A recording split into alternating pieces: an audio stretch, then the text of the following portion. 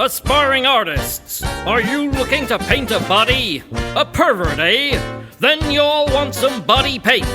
Well, friend, come purchase yourself a set of Lovecraft's body paints.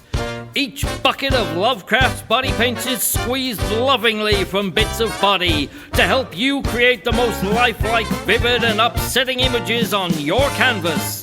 Buy them today and get a genuine body hairbrush absolutely free of charge. Except perhaps accessory to murder, organ harvesting, and transporting stolen goods. Guess which part of the body the hair comes from? Ow! That's right. Grab a free body hairbrush by the short and curlies when you buy a bucket of Lovecraft's body paints. A Himmler Crippen Hague product.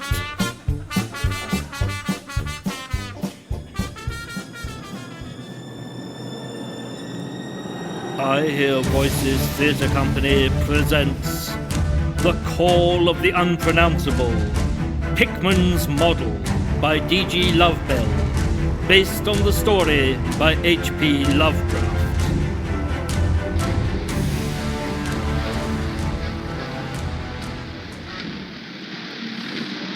Read all about it. America in the late 1920s with Prohibition and all that jazz, quite literally, in a bustling East Coast metropolis in the run-up to Christmas. Extra, extra! Lazy writer abuses dramatic convention in attempt to establish mise-en-scène.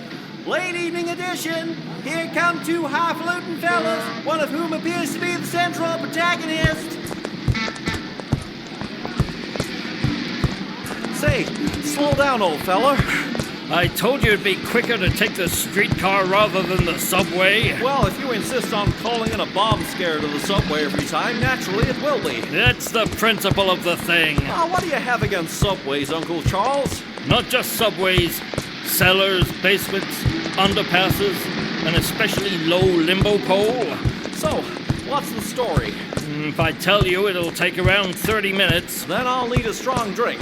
That's why I brought you to this speakeasy.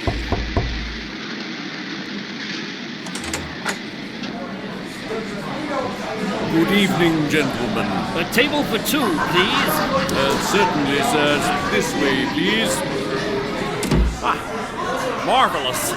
What about a booth, eh? To keep the noise at bay. Well, certainly, Uncle, if that's what you prefer. Gentlemen, please be seated. Thank you. I'll have a whiskey. What'll you have? Nothing, thank you, sir. I'm working. Not you. You! Who, me? I'll have a Manhattan. Very good, sir. Thank you. You're welcome, sir. Hey, you're foreign. Well, that depends on which country one is in at the time, sir. Which country are we in? The United States of America, sir. And which country are you from? The United Kingdom of Great Britain, sir. So, you are foreign. Temporarily, sir, yes. What are you doing here? Well, I'm merely giving the actor a range of voices to play with, sir. Do you two mind? Sorry, sir. Now, do I have your attention? Of course, sir. Not yours. Yours! Who, me, Uncle? Yes, you! But of course. Tell me, old man, what's got you in such a tither? Well, you remember asking me the other day why I fell out with that artist friend of mine, Pickman. Why, yes, I do. You'll remember I was, evasive. You told me to boil my head. Yes, true, I could have been more tactful. And to keep on boiling it until it shrank down to the size of my pea brain, you said. Certainly, I could have used less color. And to stick it where the sun don't shine and keep on sticking it Yes, I was very rude. Nevertheless, when I have told you the full story, you will understand, in your tiny pea brain, my reticence in discussing the issue. And now Pickman has disappeared, so there seems no harm in telling the story. Your drinks, sir. That's better. The same again, if you please. Certainly, sir. Golly, Uncle Charles, you sure have a thirst on. I'll need it for what I'm about to tell you. Tell on, then. You will recall, of course, that young Pickman was the most outstanding talent. I will. Shut up and listen. In Pickman was the true talent of the artist. He didn't merely fill in a canvas with colour and shape as any fool can, or even represent a scene in detail. He caught the very living essence of that scene. His genius was undeniable. What was questionable was his choice of subject matter. Your drinks, sirs. Cheers. Bottoms up. Delicious. Another round, I think. At once, sir. When I first met Pickman, not even a year ago, he was already the enfant terrible of the local art scene. He was French? No, he... Oh, never mind. Remind me, where did you two meet? At a show he was displaying at last Christmas, in Greenwich Village probably, or somewhere suitably decadent and bohemian for the time. I can't be bothered to do the research.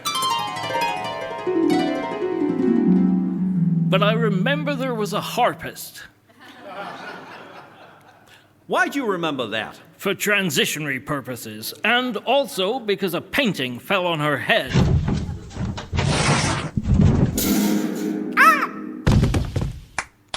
Oh, good shot! Excuse me, may I ask if you are enjoying the show? I should say. How often does one get to see a musician squarely beamed by a portrait of such rare and terrifying visage? Even in Greenwich Village, if that's where we are. Shut up, I'm not checking. I'm so glad to see you admiring my work. Allow me to introduce myself. My name is Reginald Ivanhoe Pickman. I painted the portrait of such rare and terrifying visage to which you refer. What did you call it? Mother at 3 a.m. Truly a horrifying spectacle. You think that was bad? Imagine waking up to find that standing over you, screaming at you to tidy your room every night. No, I can't. I have no imagination, you see. That's why I'm so interested in this work of bizarre horror and grotesquerie. It's the only thing that penetrates my jaded brain. Then allow me to show you another of my works. I call this ghoul feeding. Incredible. Why, that's so repellent, I've just been a bit sick in my own mouth. You really like it? The colors are so vivid. Crayon is my favorite medium. I can tell. There's still some in your teeth. Mr. Pickman, I would like to buy this disgusting painting to hang in my water closet, so I can look at it if I ever have trouble doing something disgusting. How much do you want for it? How much have you got? $5 in chocolate coins. So rich. I must have this picture, and it is Christmas. Take it all, I insist. Finally, someone who can appreciate and value my art. I've met nothing but resistant Philistines all night. Pickman, your paintings are too brutal and vulgar. Pickman, your paintings are upsetting the guests with their depictions of ritual disembowelment. Pickman, this is a design for a Christmas card competition for the under-12s. I told them, no one tells Reginald Ivanhoe Pickman what to create or where and when to display his creations. Come, moneybags. So the name's Blither, Charles Blither III, Senior. But to me you will always be moneybags. Come, let us leave these sniveling enemies of art cowering amongst their glitter and cotton wool. Somebody move this harp.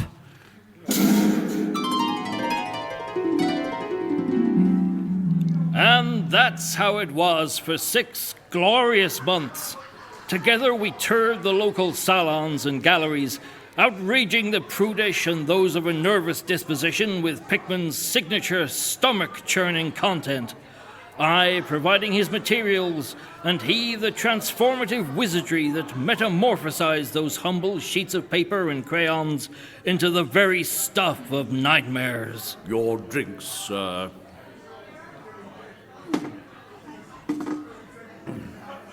Hey! We were supposed to drink those. No, I do apologize, sirs. I got confused. I shall refresh your glasses forthwith.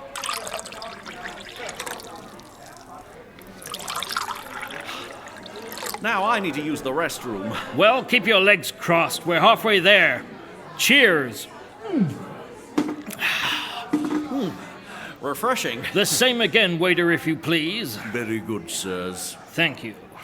You know, thinking about it now, I do remember I attended one of those shows of Pickman's. There was one painting that disturbed me so much, why, I bought the thing. From then on, I wet the bed every night for 8 weeks. After that, I stopped hanging it on the ceiling of my bedroom. Indeed, such was his skill. He had a photographic eye for minutiae and used it to terrible effect. It was not long before Pickman and I had been banned from every reputable gallery in town, and after a few more weeks, we were banned from all the disreputable ones too. How we laughed together at the closed-minded receptions we encountered wherever we'd go. How we howled with mirth and were occasionally a bit sick, as we sat in Pickman's garret studio, admiring his latest diabolical works, destined, it seemed, never to be shown. So, why did he keep painting if no one would ever see it? For him, it was a compulsion, the true artistic zeal that drives one beyond sense and reason. He was haunted by visions, and he had to get them out into the world to free himself.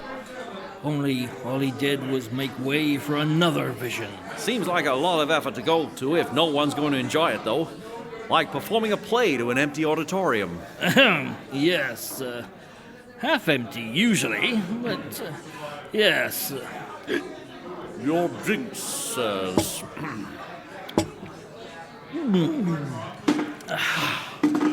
Anyway, get on with your story. I wasn't telling a story, sir. Not you, me. Not you, you idiot! Me! Who, me, sir? No, him, sir. Who, me?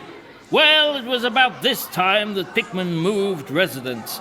His mother had been giving him a fair amount of abuse about the sounds of diabolical colouring in coming from his room, and the crayon marks daubed all over his walls. What is more, the garret had been playing hell with Pickman's vertigo, so he'd been looking for something in the line of a basement flat for a while now. How did Pickman make ends meet? He sold so few of his works. He was surviving on a pitiful allowance, subsidized by the occasional sale of one of his daubs to a card-carrying pervert, or those rare commissions to decorate bondage dungeons. True, I could have helped him with a small, occasional gift of money, but in the end I decided I didn't want to. So we had to look outside the bounds of the city for accommodation.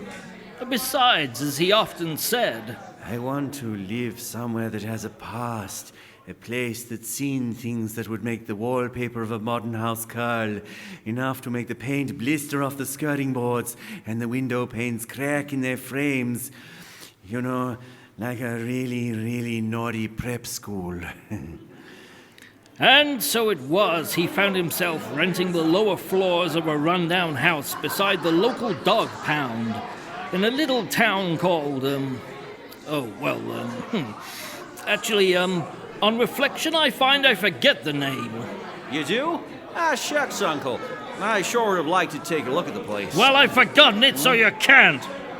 But back then, I still remembered, so had no trouble finding it when, after a few weeks, Pickman invited me round.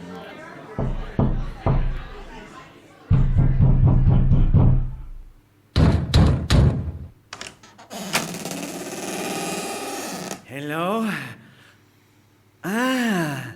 Moneybags, my dear man.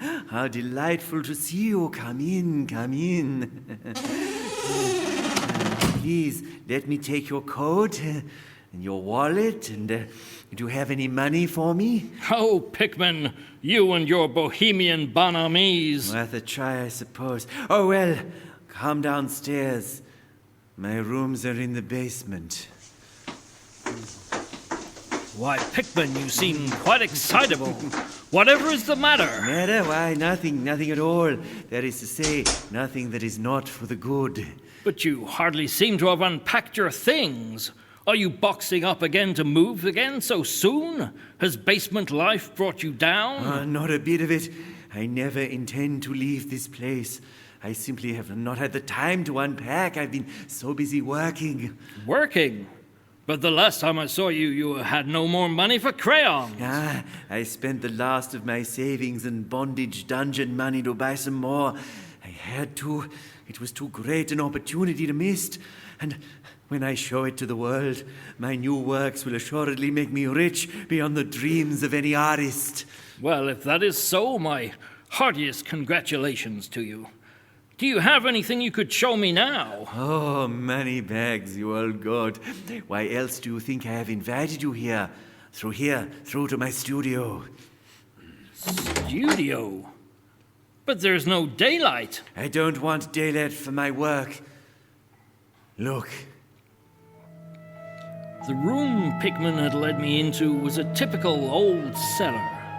Bare, brick-walled, cobwebbed and musty, lit by a single electric bulb hanging from the ceiling.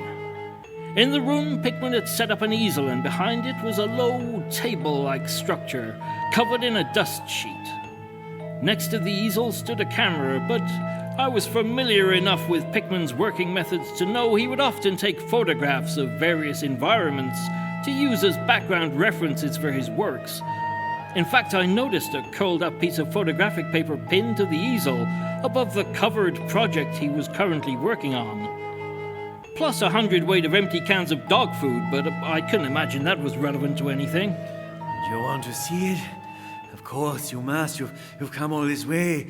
You will see it. Behold!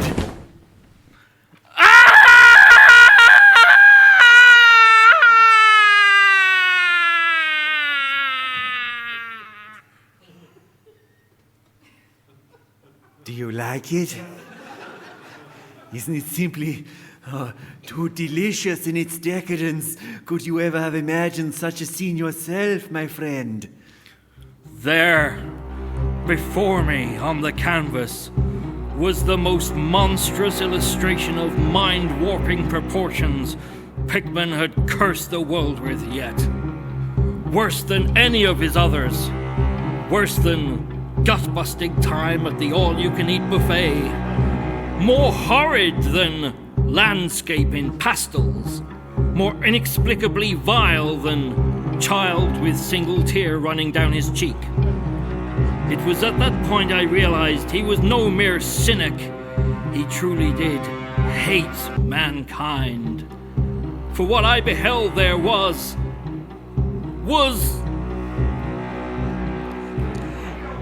Another drink, sir? Oh, God, yes!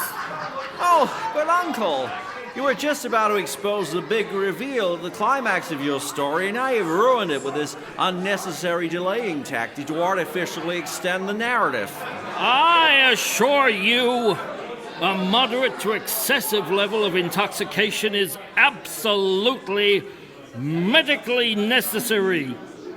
Your drink, sirs.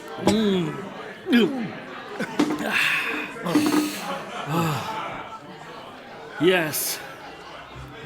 What I saw was the most torturous interpretation of a disordered world that could be conceived. 4 figures wearing waistcoats surrounding a pool table. But the figures were canine! Do you understand, man? Dogs! Dogs playing pool! But even as my mind reeled in horror, I saw Pickman stiffen in reaction to a sound he heard coming from an adjoining room. Excuse me one moment. I must attend to something. Dear God, man! Is that a pistol in your hand? Oh, just a tranquilizer dart gun. Merely a precaution. There may be moths. Wait here.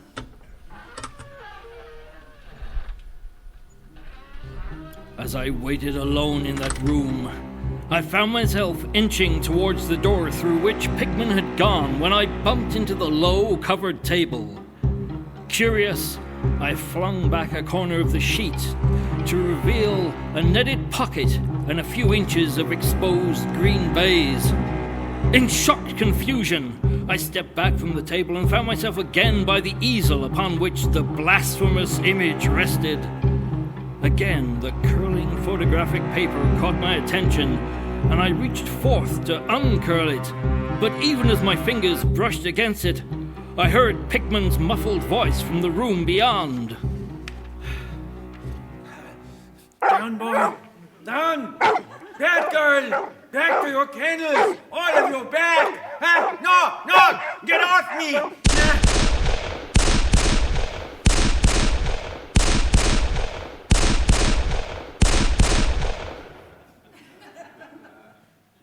And stay there!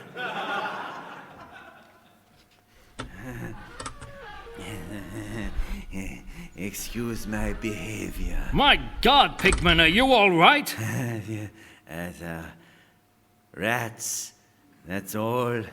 Sometimes they get through the skirting board, you know. Old houses. I thought you said moths before. Sometimes moths. Sometimes rats. Old houses. They must be prodigious beasts, whatever they are, for they've taken quite a chunk out the seat of your pants. So they have. Darn those moths and rats. They're voracious, I tell you. And I've run out of money for dog food. Dog food? Yes, for my moth and rat traps. Surprisingly effective, you know. I say, my dear chap, you couldn't see your way spare to lending me a few dollars for some more, could you? Oh, Pickman, you bottomless money pit, how funny you are. Okay, nothing doing here. Anyway, you must be anxious to leave. Well, not at all. Here, let me show you out. Yes, up the stairs. I could Yeah, stay. you have everything. Yes, that's right. Don't forget your hat, my dear fellow. Well, you can get a taxi from the end of the street. Off you go now. Good night. Good night. And that is the last I ever heard of Reginald Ivanhoe Pickman. And now he is gone missing. No doubt the police will soon make their way round to me, but I could not help them find his new place, not even in broad daylight. Well, of course not. You're drunk. I'll show you who's drunk. Come here. Whoa. Just gonna be a little bit sick first. Your drink, sirs.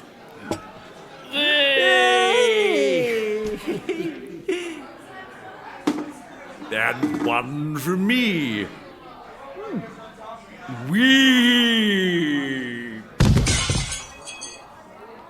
So, what do you think happened to him, Uncle? The waiter? He's drunk. Oh, not the silly old waiter, Uncle. It's silly old Pickman man. Oh, him? Who cares? I don't know. I don't like to think about what happened to him. Maybe he was nibbled all away by rats. Or maybe the moths got him. Could be. Or he went on a lovely holiday. I don't know. But what I do know is this. The next day, when I put on my coat, I found in my pocket a square of photographic paper. I must have unconsciously taken it from the easel when I was startled by the noises from the room the previous evening. And there, on that photographic paper, was captured an unspeakable image. 4 canine figures dressed in waistcoats surrounding the very pool table before which I had stood. That hellish picture of Pickman's basement, I tell you, it was drawn from a photograph. Well, yeah. Obviously. Oh. I thought that would be quite a shocking revelation. No. It was obvious as soon as you mentioned the camera and how lifelike his pictures were and all the dog noises. Oh, well, that's really sparked my dramatic ending. Golly, sorry, Uncle. That's all right. I forgive you. 'Tis the season, and so on. Still, dogs playing pool. Who'd have thought? Hey, you wanna have a game? Sure. Well, follow me. There's a games room just through here. Oh, excuse me, I didn't realize someone was... My God! Ah!